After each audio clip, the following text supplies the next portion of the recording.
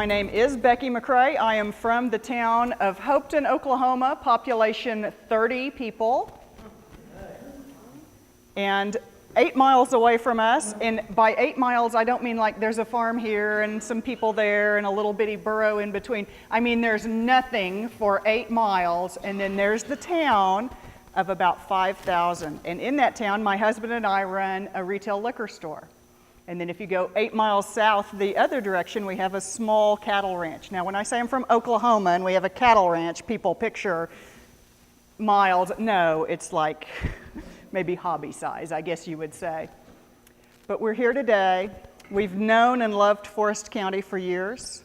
So we've been very excited to have the opportunity to come to meet you, to get to see some of the things we've known about for years, and to have the opportunity to learn what is unique and fascinating about this area of Northwest Pennsylvania. And we are glad to be here with you. And with that, I want to tell you the story of Abby. This is a group of young people in Miller, South Dakota, who met with each other around the familiar refrain of "there's nothing to do here." Oh, have you heard this? You know these? You might have said it. Your kids said it. Might have said it. It's true. These kids, instead of just talking about it, decided they would try to do some things that would make some more things to do in their community. And one of the ideas that the kids came up with themselves was, we need a movie theater, a real indoor movie theater. They had a drive-in, but you know, they're in South Dakota. It's a little cool in the winter. They can't go to the drive-thru. They want movies in the winter as well. Abby there, who is holding the mic, went to a meeting in the community and shared her idea that she was taking the lead on this idea of coming up with a movie theater. And one of the adults at the meeting turned to Abby and said, "That idea is too big. It's going to fail. You should not try it." Now, I'd like you to be shocked, but I don't suppose you are. At most, you're probably sad because it's happened to you too, hasn't it? People have told you before that your ideas were too big and you shouldn't try them. Now, let me ask this question. Do you suppose that adult was afraid she would succeed and they hated her and so they were trying to stop her? No. They cared about her. They wanted to protect her from what it would feel like if she did fail. And so rather than even let her try, they tried to stop her in advance. Now we'd like to think that that's shocking, but we know. We know that this happens. We've seen it happen in our own communities. Each one of us holds a different role in the communities. It's a very diverse group. We all hold different roles. We come from different areas. We've crossed county lines to be here tonight. But we're all doing the same thing. We're fighting for the future of our communities. We want our communities to be a prosperous place, the kind of place where our own kids, our grandkids, or maybe our nephews will have a place that they can grow, that they can live, and that they can enjoy. That's the shared goal that all of us have. But we've all faced a bit of drag on our efforts. It feels like it's really hard to get anything done. We're pulling a heavy weight with us. We go to meeting after meeting after meeting where we talk the idea to death. It's our own people. It's like that adult who spoke to Abby that way. We're protecting ourselves by slowing things down. We end up with a set of intertwined problems that may seem familiar. There's too much to do. We don't have enough volunteers. Our volunteers are getting burned out. They've been around for too long. It's hard to get people to participate. It's hard to get any momentum going. Efforts kind of seem to fizzle out. this sound familiar? Is it possible that this is a description of your community? Maybe. It's sometimes how we feel. And none of us started out with that as our goal. There's not a single person here who gets up in the morning excited. I'm so excited to go deal with the committee of negativity today. I really want to have to try to really prove everything to the last degree before we can ever act on it. That's not you in the morning. No, that's not me in the morning either. None of us started with that. We had ideas for our community, but we faced so much pressure not to fail. And we have faced that pressure, and then we turn around and put it on others accidentally. We say to people, don't try that. That'll probably not work. You better not do it. Especially in a small town where we feel like everyone is watching. And so we end up searching for proof. We want to know for sure. We want to hear another example from a community. We want somebody that'll run the numbers. We need a feasibility study, and I'd like to have a committee with me because I am not going down alone. I'm taking you with me. And the crazy thing about that is things are not as risky as we think. We're terrible judges of failure. Author Margie Worrell says that using the latest brain imaging techniques, they have looked inside our heads and found that we misjudge the risk of failure 4 important ways. Number 1, we overestimate the likelihood that we will fail. And then number 2, we tend to vastly exaggerate the consequences if we would fail at something. And then we underestimate our own ability to deal with anything that happens. And then 4th, and I'm not telling you this, but it is a secret about small towns, we forget to take the risk of inaction into our calculations. We ignore it. Now, that risk, because we have this hugely heightened sense of risk, our brains are wired like this. It was to protect us because when the risk was a bear, it was okay to overestimate the risk of failure because that saved us. But when the risk is, well, maybe we won't have movies in the winter. We don't have movies now. We didn't really risk a lot. So that risk still makes us to tell people no. That's why they told Abby no. That's why other people tell us no. And it makes us hold ourselves back. We end up saying to ourselves, have you ever done that? Have you ever said, maybe I shouldn't try that? That might not work. I don't really want to look like an idiot in front of everybody again. Well, it's again in my case. Maybe you've never looked like an idiot in front of everyone. But that years and years of pressure end up making us into the people who say no. And that we tell that to other people. And then after, the negative people really feel like they're helping. They tell us that to slow us down so that we don't risk failure. And I know this because they've written into me. I've been writing about small towns since 2006.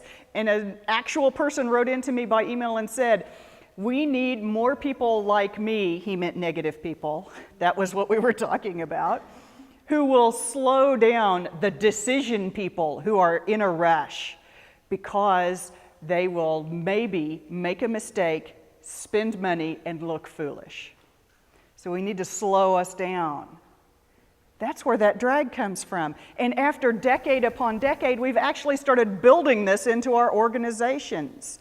So the committees and organizations that we work with have it now baked into them. Let's avoid failure. But we know our brains are overestimating those risks.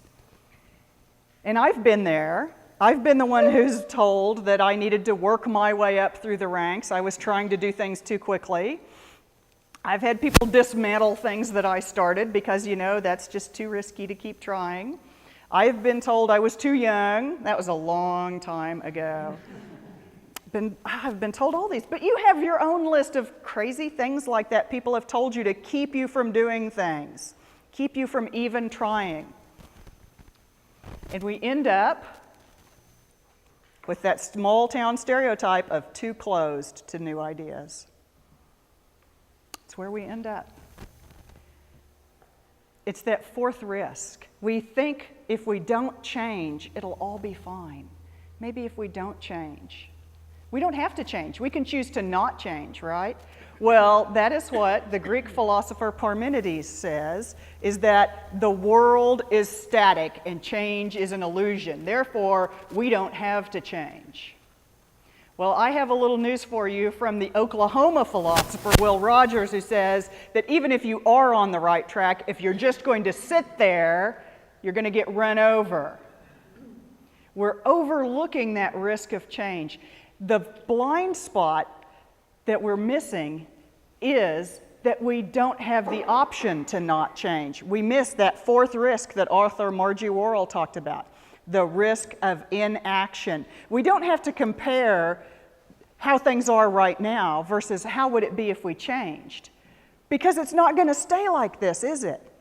We have to compare how will it be if we change versus what will happen if we don't take action. And that is the risk that we really face, because the future is coming at us very quickly, very quickly.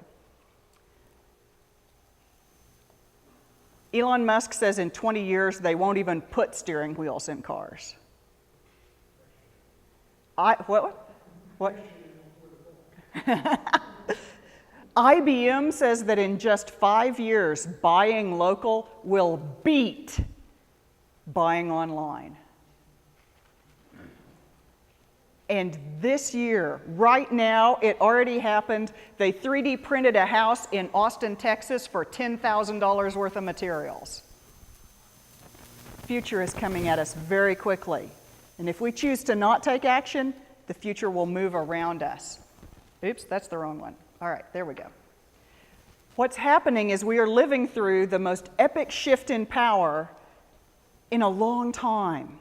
Power is shifting away from formal organizations and governments and into the hands of individuals. It's a really strange time if you think about how much power has shifted into the hands of individuals.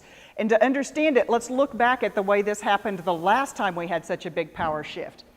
In the 1850s, you remember the 1850s? You remember your typewriter fondly, don't you? We had the typewriter, the telegraph, postage stamps so we could send regular mail as regular people. It was so easy. This really changed communication. You could send a message and people could get it the same day. You could write something and make 5 copies and send it to 5 people. How amazing was communication technology? And so we came up with new ways to work together. So in that same time period, the 1860s, the 1870s, we see the first use of the organizational chart in business. Ooh. And we also got that wonderful tool, Robert's Rules of Order, so we could manage how organizations work. Oh, are you the parliamentarian in the room? Finger pointing begins. Okay. Well, look at the... He's always telling me, no, that's not how it works. That's not how it works. You can't do it that way. So now look at the new tools. Look at the communications tools we have in our hands. We got email, and we got text messaging, we got instant messaging, and then it all got really small, and we carry it around with us everywhere all the time. And it's apparent that we're going to need some new ways to work together, aren't we? And so we're coming up with new ways to work together, but it just doesn't fit the old organizational chart anymore. Robert's Rules is just not cutting it anymore. How many of you are within arm's reach right now of your supercomputer, super communications device? Oh, yeah, applaud for it if you... Is it within reach? Do you have it? Anybody within arm's reach of your Smith Corona portable typewriter? Smack. Oh, we're talking smack. Okay. So we do need some new ways to work together. And now here's a real world example. Can you actually accomplish things without using a formal organization? This is the playground equipment in my hometown, the big town of Alva, Oklahoma, the 5,000 person town. Here's the playground equipment. This is the boat, and this is the lighthouse. This is a lighthouse in Oklahoma. I don't know why we have a boat, and I guess it's aspirational, like we like the idea. We figure kids won't see it any other way, so we put it on the playground.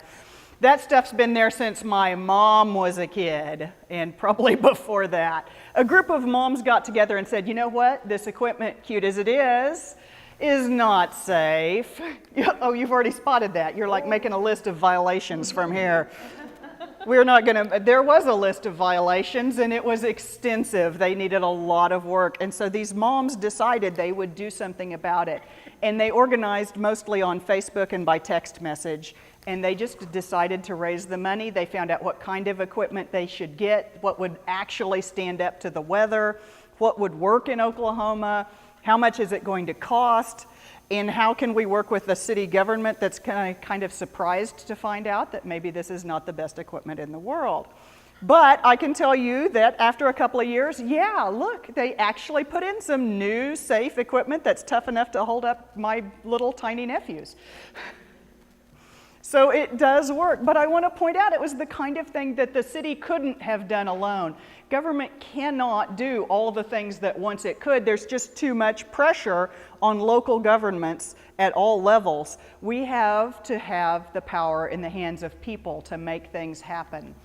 Now, this shift of power from government, from formal organizations, from foundations, and into the hands of individuals is best viewed as an event that cannot be undone. Clay Shirky wrote the book, Here Comes Everybody, about this very shift in power, and he wrote it 10 years ago. This is not news, folks. It's already here. We're fully into this change. And he said that revolution does not happen when we adopt the new tools. Revolution happens when we adopt new behaviors. So we'll have to change the way we behave in some ways. You've adopted the new tools. I know you have them. You've already established that it's all within arm's reach. Now we need to adopt some new behaviors. And so this chart, you may want to shoot a photo of that with your phone because you will hear about these behaviors again and again. The old way, you will recognize it is on the left. It is formal organizations where you are in control, baby. You are in control of the entire project. There are just a few people, and they will be doing the deciding for everyone. Right? Okay. They're going to be holding a vote. Like, we like votes in the old way because then we can say, we took a vote, so you have to put up with it now because this was voted on. Like that means something. And they do that in isolation in a closed room. They're not connected to anyone else. And they like big projects because, man, it's a lot of work to get anything done. We better do big stuff in order to make it worth our while. But if you do it big, what happens when you fail? The bigger they are, the harder they fall. The new way, this is what we need. We need to understand the new behaviors. We have the tools. We can do this now. What are the new behaviors that we get? We get to be informal. Good news. Informal. In fact, chaotic. I am all for the chaotic now. Sounds a little scary, but that's where the good stuff happens. It's just a crowd of people, not necessarily organized in any way, but lots of us. And we're going to just kind of get together, and we're not going to vote on it. We're going to try it. We're going to test it and see if it works. And then we do this in connection. We're able to text and message and stay in contact with everyone. We're open. We're listening to other ideas. We're finding out what other people are trying, and we're trying too. And then because we're all connected, but it's all just a crowd and sort of chaotic, we have to start small, which turns out to be a good thing because if it fails, it was small. And if it succeeds, we learn from it and we can build from there. So failure is valuable feedback to us of what actually works. Now, our formal programs, not exactly up to speed for this, are they? We need another strategic plan. We're going to need to hold a survey. We're going to need to get it in a binder, and we got to get it on the shelf, right? We got to have it with the rest of our plans that we're not using.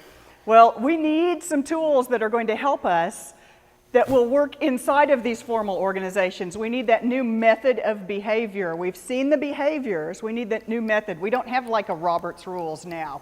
How are we going to make things actually work? So that's your goal for today, is to find that method of reducing the risk of failure, making big mistakes, so that while we're working together more easily using the tools we already have in our hands. We have the tools, we need the method. So I've been thinking a lot about this. You've been writing to me. I've listened to a lot of people. We surveyed 478 individuals with the Survey of Rural Challenges in 2 rounds of surveys. We've paid attention to a lot of what rural people are telling us from real small towns.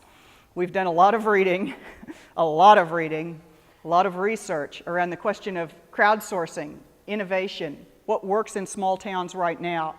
How do you actually overcome the resistance to change? Sounds like a good question, doesn't it? How do you connect online? We've done a lot of research on this, and so this is the method. This is the method, the idea-friendly method. Following these 3 relatively simple sounding pieces, you can make your community more open to new ideas.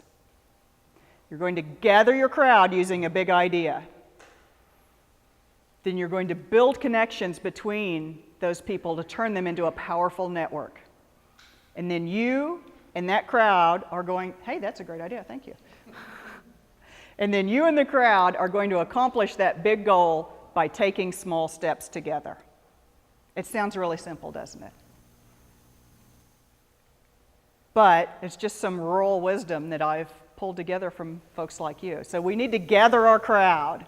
We've got to pull people together. We need a big idea that people are interested in. So what's the old way to gather our crowd around a big idea? Well, we're going to be assigning some committees. You could serve on the committee. We're going to put you on the committee. You're not on enough committees. You were here, so you're going on the committee, right? That's how that goes. And then also those people that weren't here, they're definitely going on the committee.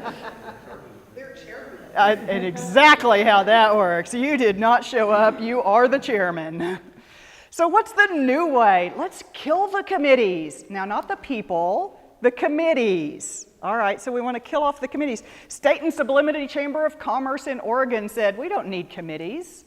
We'll just get people together when we need them. Elena Turpin, who works there, told me we spend a lot more time talking about how we make a difference in the community. And she said, when you do it this way, your chamber becomes a cause people can get behind and not just another volunteer job they have to do. And that's the difference. That's the difference. So the other part of this new way is to think about how we could do that online. And this is your friend Kirsten from Belle Fourche, Deb. Belle Fourche, South Dakota. Woman decided that she wanted to find out who she could, this old school, she'd have like said, we should have a committee around the arts, like we should form an arts council or something. And instead she just posts on Facebook and says, who are the artisans, the upcyclers, the bakers, the junkers, the people who do cool artistic stuff? Who should I know? Who do you know that we can connect with? The great thing is, she's not the Chamber of Commerce, she's a real estate agent. She just cares about her community. And that's the future of pulling people together, is not formal, it's informal, chaotic. Gather your crowd. Because nothing draws together a crowd of people like a crowd of people. So as you gather people online or you gather them in person, they gather more people to them. People like to go where there are already people. There are always more people who will join in than there are people who will start it up. So if you have the bravery to put a big idea out there, people will come to you. Because they've been beaten down by the same people telling them no for years, the same as you have. They've had the committee of negativity chewing on them just as long as you have. But if you'll start something, they'll come to you because they're so excited that you're doing something positive. And remember this. We talked about this at Rural X Conference, and a woman said, but there's those people who are they won't help me with this. They're going to resist it. I said, they weren't going to help you anyway. They were never going to help you. Even if we put them on the committee, they weren't going to help. You cannot lose the people who were never yours. We say in Oklahoma, we say, the dog keeps barking, but the train keeps moving on. Y'all don't say that? You can say that now. You can borrow that. I borrowed it from somebody else, so. Okay, you're just looking to collect those people who are excited and want to take action. Those are the people you're looking for. Not people you can assign to a committee, but a crowd you can gather together. We want the excited people because they'll draw other excited people. Okay, clean your own sidewalk day. I was in Pullman, Washington, big college town, where it rains, and they're on a mountain. They're in mountains, and so, it rains, and the water comes down the mountain, down the hill, and up onto the sidewalk. And what is it bringing with it? Leaves, trash, dirt, the usual stuff. So they've said for years that they have a dirty sidewalk problem. They'd like to be, a clean, welcoming, friendly town. So they did a cleanup project. Once. Did you know it rained again? They're in Washington State. It rains a lot. So they actually had me come. I did a walkthrough, and they all go, oh, look how bad the sidewalks look. And I go, yeah, they do look a little rough. I get it. And they said, oh my gosh, we should really do a cleanup project. Okay, that's great. Who wants to lead it? And that was the answer from them as well. Nobody wanted to lead it. I said, okay, so it's obviously not a priority.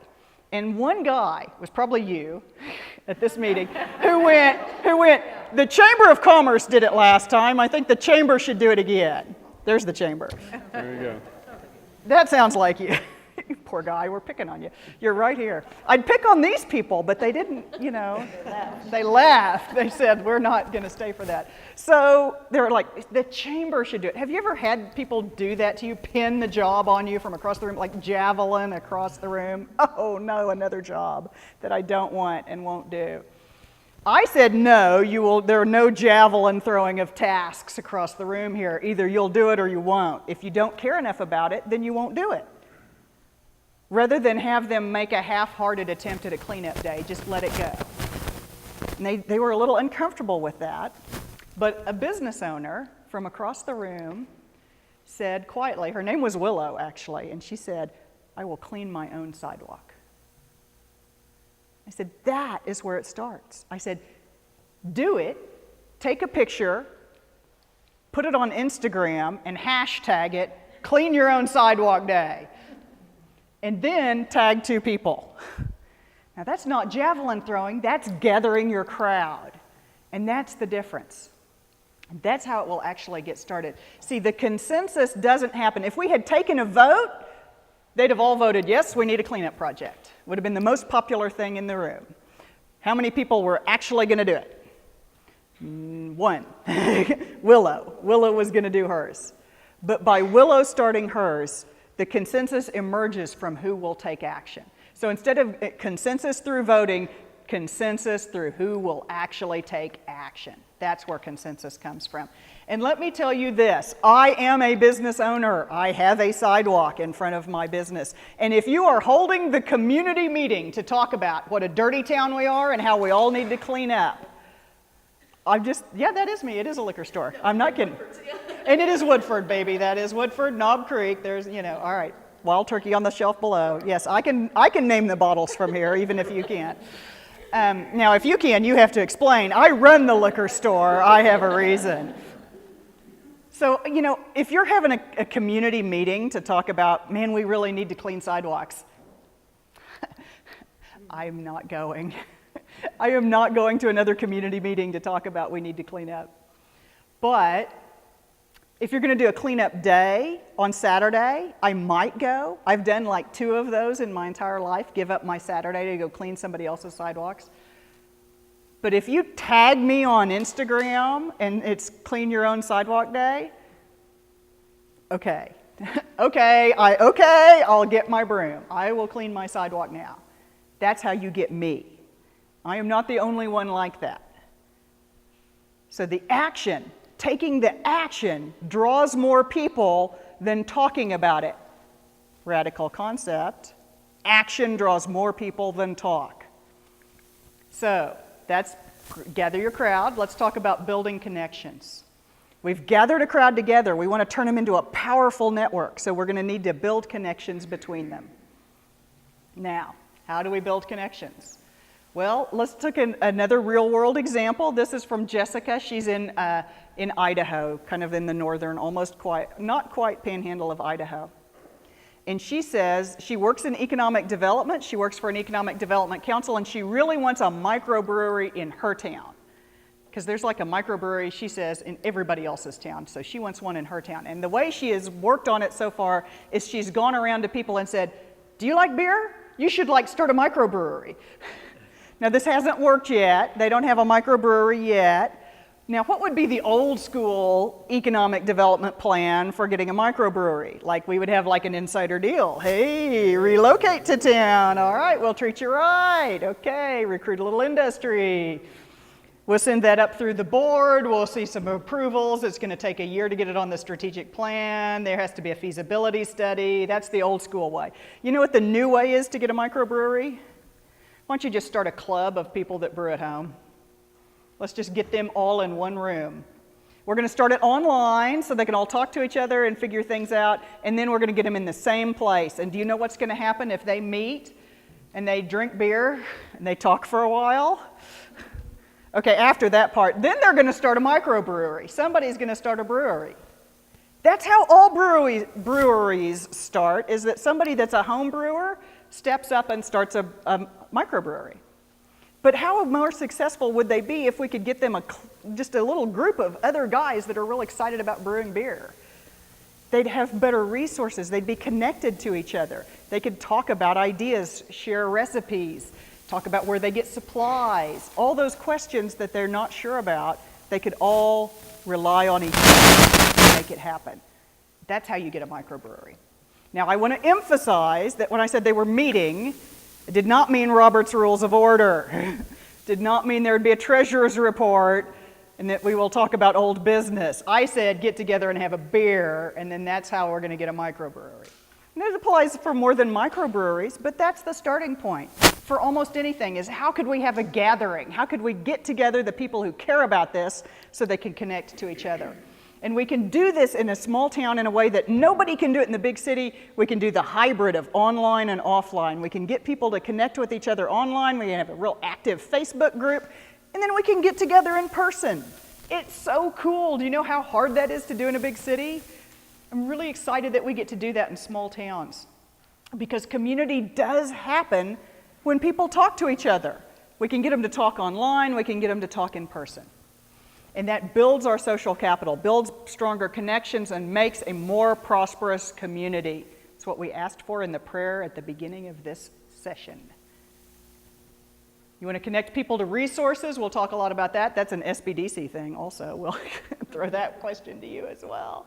And when you do that, that is the rural jobs creation strategies. When you apply building connections to entrepreneurship, that's the rural jobs creation strategies. Deb's going to talk about that with some specific examples. And the last part of Idea Friendly is take small steps. We did build connections, and now we're going to take small steps. We've got a crowd. We turned them into a network. Let's go do the thing. So that's take small steps. As small as possible. The old way for take small steps was, well, we could do another plan. We're going to continue to plan. We're going to have another meeting. We're going to talk about it some more. We're going to do another feasibility study. And then eventually we will take action. So the small steps all happen before anything is actually done. The new way is, let's just test it right now. Let's just figure out the world's tiniest way to make it happen immediately.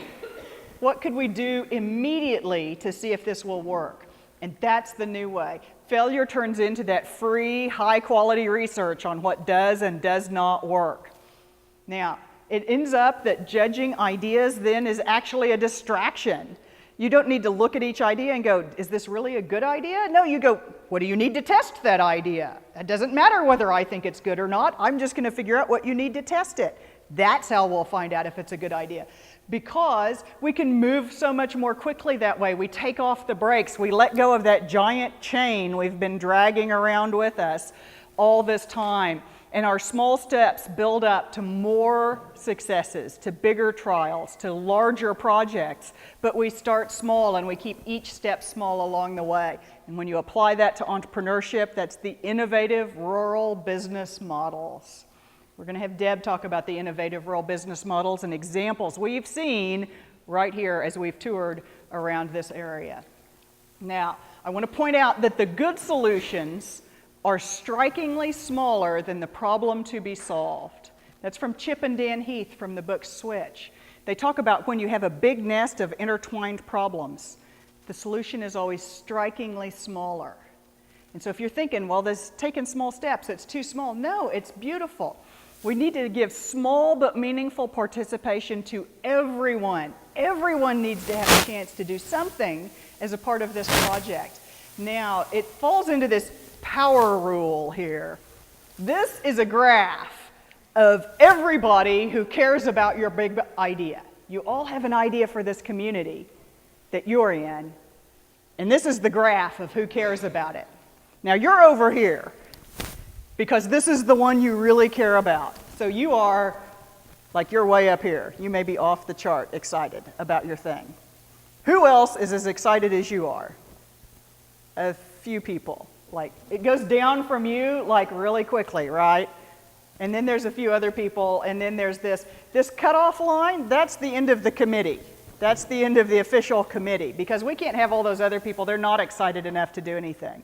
The new way says, to heck with the dividing line. We want all these people to help spread the word, to get the excitement going, to do some small but meaningful step and be part of the same project. We can find a way for all these people to do something.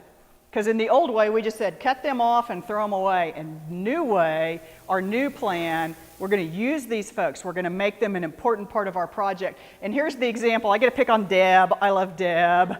Deb, I love you, but I love to tell this story, which was when Deb was a Chamber of Commerce director, I was teaching her this whole new idea-friendly concept, and I said, take small steps. And she calls me real excited one day. I've got to take small steps story.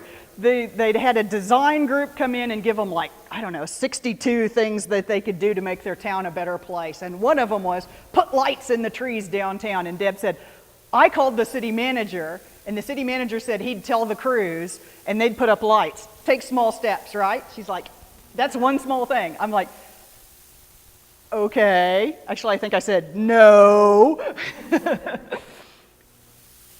Where's the small but meaningful participation for everyone? How could we have everybody help hang lights in trees downtown? Like, that's going to be a disaster, right? That's my kind of disaster. That's going to be chaos, and I'm going to love it. No two trees will match.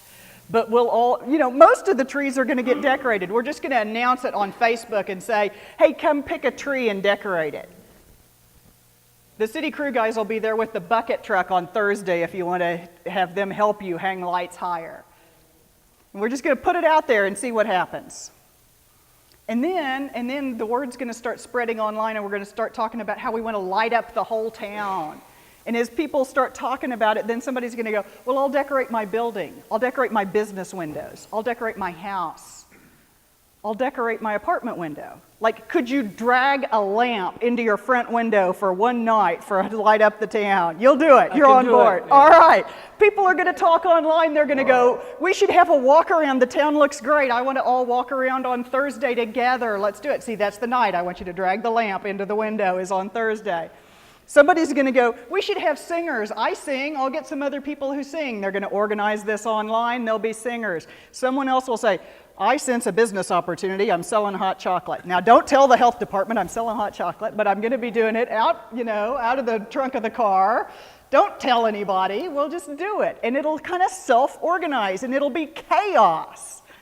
And the lights will be done, but everybody had a part to play in lighting up the town. Small but meaningful. Even if all you did was brag about it online, then I think you're on board enough. You were part of that long tail. We didn't cut anybody off. We said, however you want to be part of it, that's awesome. We want everybody to be part of it. That's take small steps. So now you've got it, right, Deb? Yeah, I got it. Yeah. All right, so now I had a gal that emailed me and said, we are going to promote our community. And there's this group of friends of mine who are retailers, and then there's these other people in town, those other people. And they want to promote the town differently for tourism than we do. And our idea is like home and family and, tradition, which is all. I said, okay, so take a picture of that and put it on Facebook or Instagram and see who actually replies to it or likes it or shares it. And just see how it goes. And she said, that is a great idea. I'm going to get with my retailer friends and we'll talk about it. But they're real busy because it's the holidays. So I'm going to wait a month, and then we're going to hold a meeting of the retailers. And we're going to talk about your idea to take a photo and post it online. I said, no, that's not going to work either. I said, you're going to need to post about it right now. Like I'm on her email, badgering her, right now. Like email me back in a minute and tell me you've done it, which she did do. But why would she fall back to, I'm going to wait a month and hold a meeting? Why would she do that? It's the old way. It feels so familiar. We know how to hold a meeting. It's so easy. It's hard to actually make a post and see what people think of it. Like they may not like it. Like what will happen if not anybody likes my post? Oh my gosh. Well, that's a really small way to fail rather than buying a $10,000 ad in the tourism publication to find out that the idea nobody liked. Let's find out when it's really small instead. Now, there's that old way feels familiar. Okay, we're moving from creating committees to just creating the context, the kind of place where people can be part of it. We are going from organizations well managed to networks well led. And this is the organizational chart for today. Forget that straight lines and who's in charge. We're just going to organize whoever, whenever, however. And it's going to be different all the time. And we just kind of get together what we need and when we need it. And the result is we end up with that more prosperous town because we've built connections, we've shared social capital, we've made things better. Open networks, when we connect with people who grew up differently, who came from a different culture, who came out of a different town, maybe they moved into town, maybe they've been gone for a while and come back, maybe they live across the county, like across that dreaded Hemlock line in between the Iron Curtain there. They probably have different ideas, and that's where innovation comes from. The old way, it used to feel really safe. It was much safer if we would just put the brakes on things. Because, maybe we could not change. We're going to not change, it's going to be fine. But really, what happens, what we face, is the risk of being run over by change if we're not doing anything. So, we have to ask this question that comes from author Margie Worrell, who said, the question we need to ask is, how will inaction cost us 1 year from now if we don't act? This is the community of Winoka, Oklahoma. They're not very far from me. These are the guys that have the sand dunes, my sand dune stories. And they actually received a grant to redo their downtown streetscape. New lights, new sidewalks, the whole thing. Beautiful thing. But they received 3 plans from the architect, who just kind of like dropped them on the council table and said, okay, pick one. Here's the presentation. They showed them what they would look like. This is a town of 993 people with 8 council members, all volunteers. Not a single urban planner on the council. None of them a trained engineer. How are they supposed to pick? Well, they didn't. They spent like 3 years not picking one of these alternatives. Now, you hang your head, but it's a true story, and you've seen this kind of thing happen. Repeatedly. So what is the risk of inaction? What is the cost as we don't do anything? Here's the grant total dollars. We're not doing anything. What's happening to our purchasing power? What's happening to the cost of materials? Yeah, so there is a risk to not acting. See, that's an actual story you can tell people. There's a risk of not acting. So here's what you could actually do. We could do a mock-up. We could go into City Hall. We could get the plans. We could borrow them. We could talk the city, there's a city clerk who will let us borrow a set of plans while nobody's looking. And we can go out with a roll, I'm not kidding, a roll of duct tape. And we can get out on the sidewalk and we go, it says right here there should be a ramp. And we're going to get the duct tape and we're going to go, whoop, and we're going to mark it out on the ground and we're going to label it, ramp. And then we're going to go right here. It says there should be a bump out from the curb. We're going to draw that. And it says these should be bricks. We're going to go, I know where there's a pile of bricks. And we're going to send you, because you're the right kind of guy. You'll go pick up the bricks out of the guy's backyard while he's out of town, right? You got it. You're the man. And then we're going to set up bricks right there, because it said it should be brick. And it says right here there should be plants. He's going to get the plants. We're going to drag some plants out there and put them in the middle of the street where it said there should be plants in the planter. We're going to get it all set up. And it said, what else does it say? We need a railing. Can you come up with a railing? Some chairs. He's the man. Zimmerman's got it. That's like, we got it covered. So we set it up like it is on the plans. And then we take the city council members, much to their surprise, and we walk around the plan. And there it is, and we can go, this doesn't make any sense. Who put these plants here? Like, we're going to move that because it's the wrong thing. But we can't tell on paper. None of us are that expert. But if we draw it out actually in the real world, we can see how it will work. But we don't have to stop there. We're small but meaningful for everyone. Let's throw a party. Let's have a bunch of pop-up businesses. Let's get everybody downtown. Let's have some performances. Let's get some food. We need a pop-up restaurant. We want some scones, Julia. We need scones. So we got to have a party down there so that we get everybody in town downtown at that time. And now we can really see how this plan is going to work or not work for our town. Because that architect visited our town for how long? Like a day. They spent a day in our town and they think they know it. And they drew a plan that we're going to live with for decades. But if we draw it out with our duct tape and those bricks you brought me and the whole thing, then we can see how it'll work. And then next week we can try plan number 2, and then the next week we can try plan number 3. And then will we be ready to make a decision? A lot sooner. A lot sooner. Because we'll know. We'll be able to feel it. So that's kind of a tricky story there, but it's real world. But we have to do those kind of tests because every single town is different. Every single town is different. Oh, you know that place. That's why I put that there. I was waiting to see who's been to the pub. Now, Iowa State University studied actually 99 different towns, and they followed them for 20 years. They did 3 rounds of studies because they're Iowa State, and there's apparently nothing to do in Iowa except run a long study, which they did. And they said, now, which towns have actually succeeded over this 20-year period? And in that time frame, some towns had lost a manufacturer or lost a plant. Others had gained a new business. Some of them had had a population boom. Others had lost a bunch of population. Somebody lost a school. There were natural disasters happened to a few. But, in 99 towns over 20 years, lots of different things happened. They looked at this very carefully and they came to the conclusion that the towns that thrived the best, no matter what the world threw at them, were open to new ideas. Because no matter what is thrown at you, if you're open to new ideas, if you're constantly doing little trials and tests, you're much more likely to survive anything that happens. Anything that happens. So, all ideas are good. Any idea, even if it's to take the carts out of the cart area and turn that into a cafe, it's a good enough idea to test. Let's find out if it works. It might work. We'll find out. Organizations do absolutely still have a role, but we are going to get all idea friendly up in the middle of your organizations, people. We're going to be trying all kinds of tests and trials. And when you say, well, let's just wait and we'll talk about it next month, you're going to say, let's run a test so we'll have something to talk about next month. So you're going to change the way the ideas work. And so you're going to have a new question that you ask everybody that tells you their crazy idea. So when you come to me with your crazy idea, my new question is going to be, what do you need to test that? What do you need to test it? I'm happy for you to test it. We'll hook you up.